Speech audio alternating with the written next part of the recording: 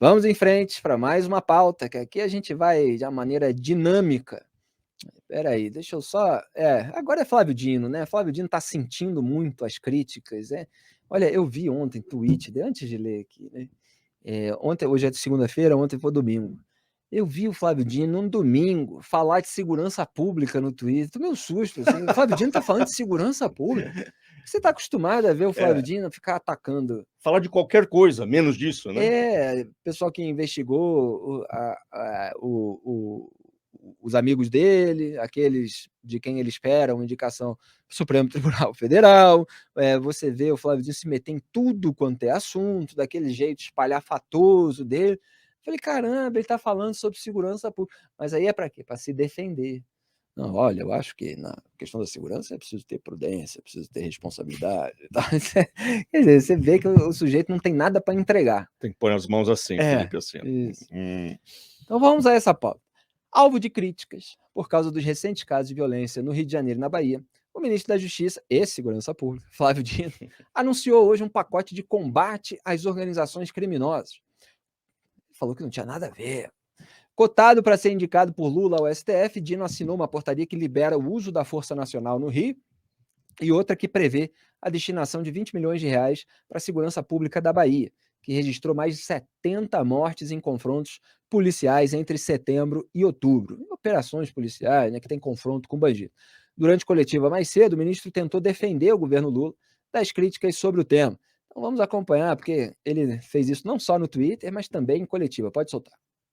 Eu chego no dia 1º de janeiro de 2015 por designação do presidente Lula.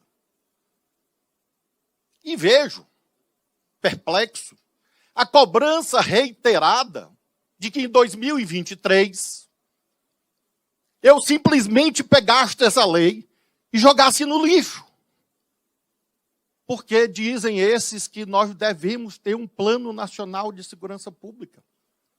Ora, ela já existe. É uma lei. 13.675 de 2018. Queriam o quê? Que nós parássemos tudo para rediscutir tudo de novo?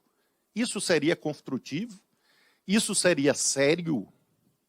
Isso seria eficiente? Claro que não. Greve, eu às vezes acho graça vendo esses vídeos, porque eu fico pensando em como deveria ser e não é, né? O ministro de Estado se pronunciando, deveria falar assim, olha, fizemos essa medida, tal, teve esse resultado, pá, acabou. Objetividade. Você vê o Flávio Dino, se você tirar o som, você vai ver a movimentação dele, as pausas, né? Toda uma encenação, toda uma interpretação. Ele parece que está num seminário, ele parece que está fazendo uma homilia, ele parece um pastor, ele parece alguém que está ali trazendo isso, sem nenhum demérito para essas pessoas. Eu estou falando em termos de tom, não estou falando em termos de conteúdo, mas daquele que está lecionando, daquele que está filosofando, está procurando um engajamento das pessoas em torno de uma grande reflexão, etc.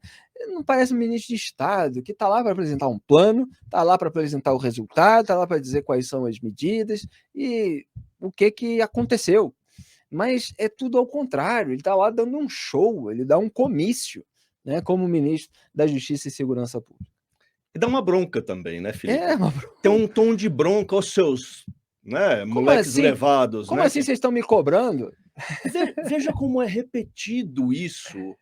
A ministra da Igualdade Aniele. Racial, Aniele, na semana passada, é inacreditável que me cobrem. Agora esse aqui, eu chego aqui, começo a ser cobrado. 2023 e vocês já estão me cobrando. Olha, meu amigo, se não é para ser cobrado, vai para casa. Frase de Alexandre de Moraes, inclusive. Pois é, exatamente. O único direito que resta ao cidadão é cobrar de quem está aí. Vocês não podem se indignar com isso, é um dever. É um dever prestar contas do que vocês fizeram. O Dino não fez nada.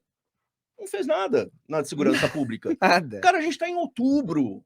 Cadê o plano, o grande plano de segurança pública? Não, o Não grande plano dele existe. é se cacifar para ocupar a vaga da Rosa Weber, bajulando o Lula. Então a gente vê esses discursos em que ele compara o Lula ao Moisés. Eu passei a ironizar como Moisés de Atibaia. É isso que a gente vê do Flávio Dino, se metendo em todas as tretas virtuais, fica atacando os outros.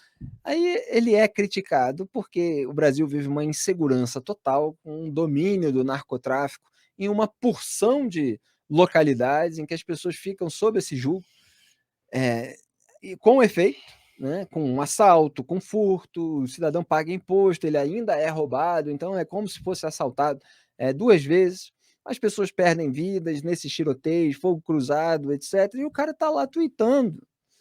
E aí você cobra dele que faça alguma coisa, até porque ele está no mesmo grupo político, né, ele não é membro do partido, do PT, mas ele está no governo Lula, do PT, que governa a Bahia há 16 anos, onde você tem 12 cidades entre as 50 mais violentas do país. No ano passado, foi a maior letalidade policial de todas. Os números... Maior número de homicídios também. Maior número de homicídios, mortes violentas. Então, está tudo errado, né? Agora, esse autoritarismo é muito importante a gente apontar.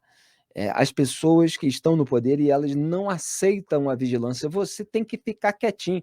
Olha aqui, pessoal, vocês têm que ser Augusto Aras.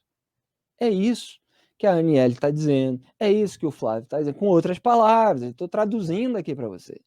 Se vocês ficarem quietinhos, ficarem em silêncio, vocês vão ganhar aquele afago do Toffoli, do Gilmar, pro Aras, naquele mesmo tom, naquele mesmo conteúdo.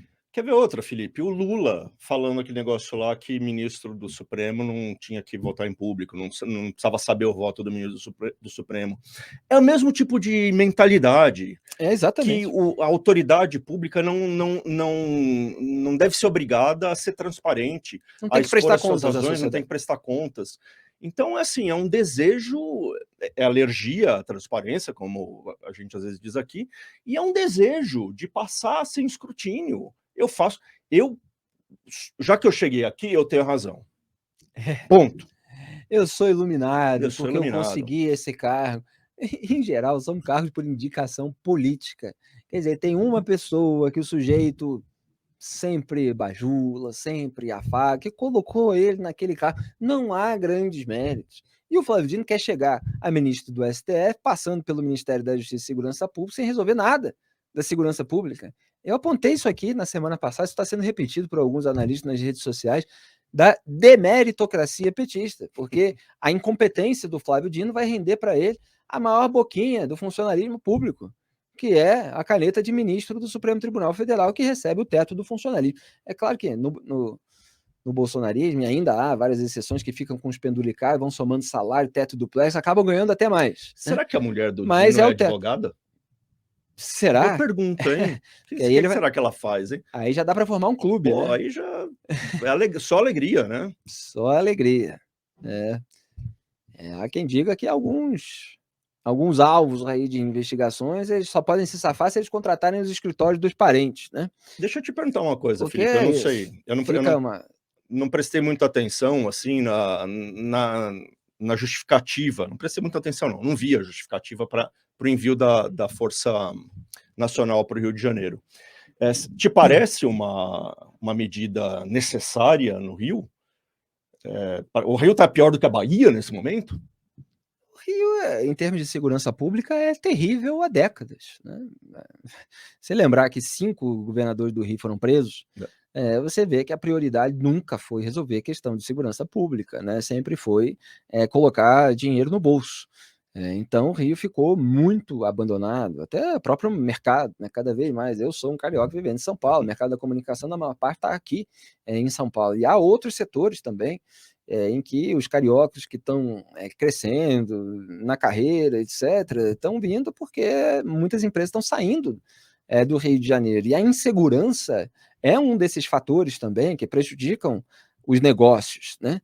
Então, assim, reforço, de uma maneira geral, no Rio, é bem-vindo. Agora, reforço veio várias vezes, pontualmente, ao longo das últimas décadas. Aí você teve intervenção federal no governo Temer. Vai lá, faz ali um bonito, né? Passa na frente de todo mundo, em determinada localidade não acontece nada por alguns dias, depois vai todo mundo embora, volta tudo. Volta tudo. Não resolve nada, é enxugamento de gelo. E já houve outros, durante a Copa do Mundo, durante a Olimpíada, você tem um esquema oficial, um esquema especial, aí você teve no Complexo da Maré o uso das Forças Armadas, aí houve até a primeira morte, né? Eu me lembro que eu que noticiei que o cara tinha morrido em primeira mão, um membro, né, um militar, né, tinha sido baleado ali num confronto, Forças Armadas que não estavam treinadas para uma ocupação de favela. Você tem todo um treinamento oficial de grupos como o BOP, etc. Então, assim, você tem uma confusão porque não tem um planejamento de médio e longo prazo. E, assim, planejamento no Brasil é isso que aparece, entre aspas, tá?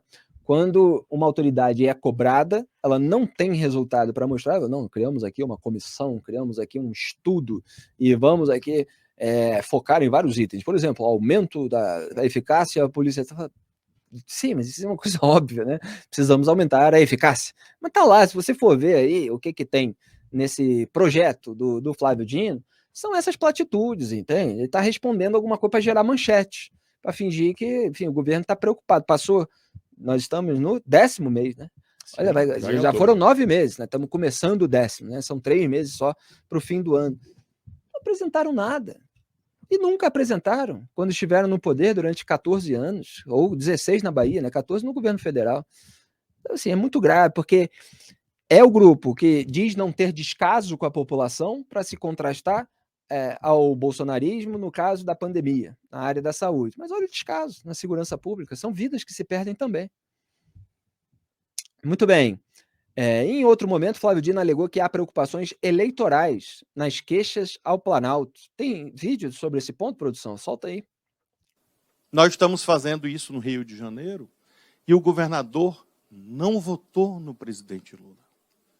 Eu já visitei 21 estados e comecei pelos estados do sul do país, cujos governadores não apoiaram o presidente Lula. Então, por que essa crítica destrutiva, minha gente? Tão preocupado com a eleição, eu só disputo em 2030, com a graça de nosso Senhor Jesus Cristo. Por que essa crítica é destrutiva? Por que vocês estão me criticando? Oh, meu Deus, que dó, né? Nós estamos até, olha só o favor que nós estamos fazendo. Nós estamos aí mandando gente e tal, até para estados governados por pessoas que não apoiaram o Moisés. O Moisés já, tipo... Olha só, você é um ministro de Estado. Ele está dizendo como se fosse um grande favor, como se fosse uma prova de generosidade ele fornecer algum tipo de ajuda para estados que são governados por pessoas que não votaram no presidente, o chefe dele. Mas eu estava te perguntando sobre a Bahia, inclusive, porque é ruim quando você manda... O Brasil, se é a população brasileira. Não é ruim quando você manda a Força Nacional? É uma espécie de confissão. Confissão ou de reconhecimento de que o governo local não conseguiu resolver o problema, então precisou de uma espécie de intervenção. O envio da Força Nacional é isso, de certa maneira, né? Para a Bahia, eles não estão fazendo isso. Porque imagina só como ia cair. O governo federal obrigado a mandar a Força Nacional para a Bahia, para sanar. Não, ele manda para o Rio, tipo, eu ajudo o Rio de Janeiro. A Bahia não precisa de ajuda. Então é picaretagem, né? As pessoas continuam morrendo lá, mas eles vão tentar assumir isso aí e reverter a situação. Olha, não, foi engraçado, hein? Para que essa crítica destrutiva? Vocês estão... Eu não vou concorrer, aí se faz de sonso, né? Porque o nome dele está cotado para uma vaga no Supremo. Quer dizer que é uma decisão, a indicação de alguém para o STF, de efeito muito mais duradouro do que uma vitória eleitoral. Uma vitória eleitoral dá um mandato geralmente de 4 anos. Se ele for para o Supremo Tribunal Federal, ele pode ficar lá por 2 décadas, pelo menos. E ele se faz de sons como se isso não estivesse em jogo, quer dizer, a qualificação dele para assumir o STF, a competência dele nas áreas em que ele atuou, nos cargos que ele teve. Isso está em jogo nesse momento. Não é só o Bruno Dantas que está preocupado com isso, que está competindo com ele. mas é a vigilância natural da sociedade. Fora, enfim, o básico, que é a cobrança por segurança pública, porque senão todos ficamos sob risco.